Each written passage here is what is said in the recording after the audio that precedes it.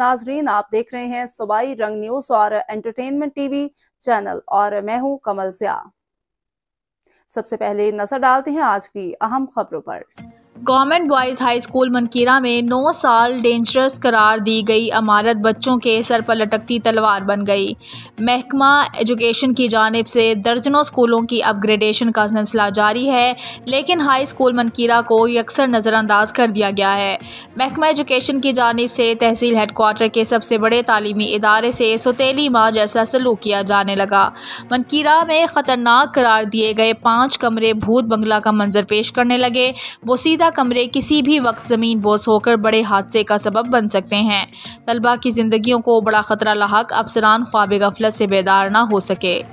कमरों की कमी के बायस तलबा शदीद गर्मी में दुगनी तादाद में बैठ कर तालीम हासिल करने पर मजबूर हैं। सिविल सोसाइटी मनकीरा की जानिब से DC भक्कर, CEO एजुकेशन और MPA मनकीरा से फौरी डेंजरस करार दी गई कमरों की जगह नए कमरे बनवाने का मुतालबा।